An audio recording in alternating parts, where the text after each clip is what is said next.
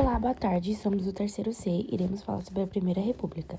O grupo é Ana Luísa Bispo, número 3, Leandra Carla, número 25 e Sofia Medeiros, número 40.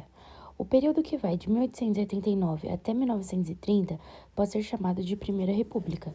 Nele, o Brasil continuou com suas bases agrárias, mas o crescimento urbano nas grandes capitais também foi uma característica marcante. Uma das principais forças da Primeira República foram chamados os coronéis, cuja maioria era formada por grandes proprietários rurais que exerciam um forte poder regional. Eles chegavam até mesmo a manipular os votos, prática que ficou conhecida como voto de cabresto. No governo do presidente Campos Salles, começou a funcionar a chamada política dos governadores.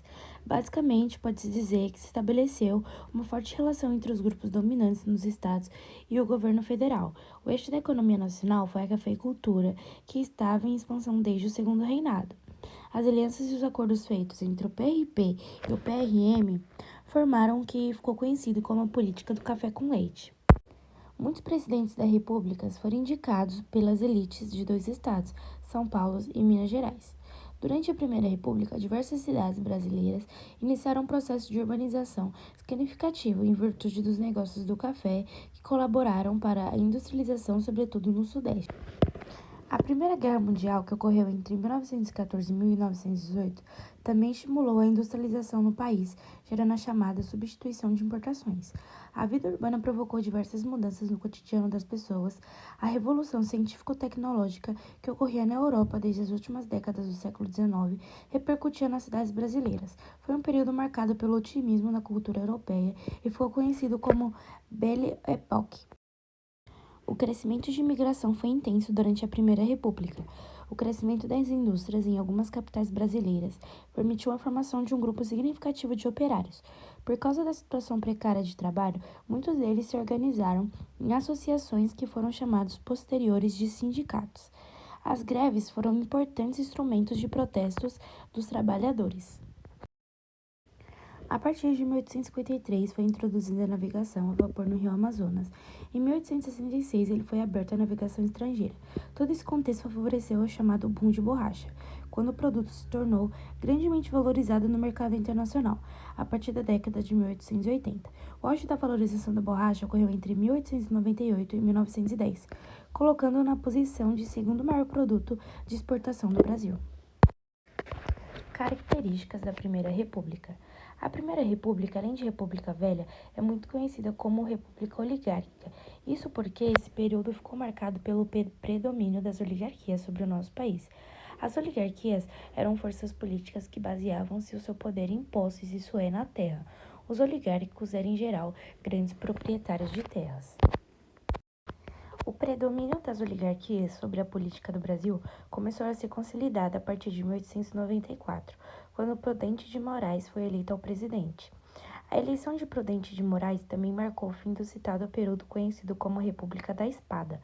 O predomínio das oligarquias resultou em algumas características que são consideradas grandes marcas da Primeira República.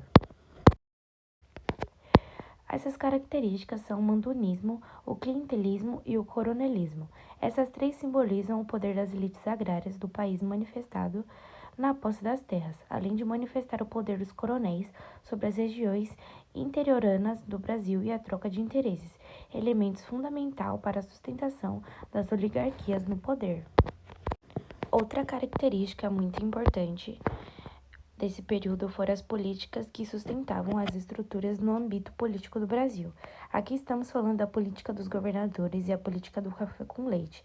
Essas políticas foram muito importantes porque reduziram os conflitos entre oligarquias, mas não acabaram com eles. Política dos governadores. A política dos governadores, também conhecida como política dos estados, foi criada durante o governo de Campos Salles, presidente do Brasil entre 1898 e 1902.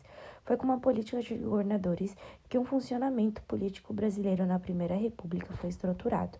Por meio dessa política, foi possível realizar uma aliança entre o executivo e o legislativo.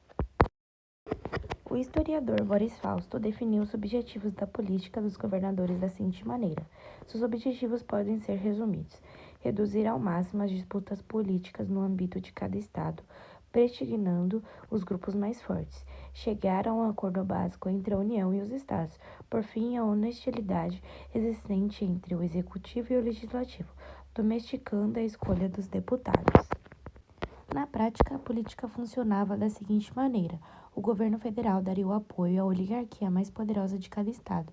Em troca, o governo exigia que cada oligarquia apoiasse as propostas do governo federal no legislativo. Assim, as oligarquias deveriam eleger deputados dispostos a atuar em favor ao governo no legislativo. Com o apoio à oligarquia mais poderosa, o governo federal esperava que os conflitos políticos não restringissem o mínimo possível nesse âmbito. Por fim, o coronel usava seu poder financeiro para pressionar as pessoas a votarem em determinado candidato. Essa intimidação dos eleitores é conhecida como voto de cabresto. Além da intimidação, a fraude dos atas que registravam os votos, que era uma prática comum naquela época.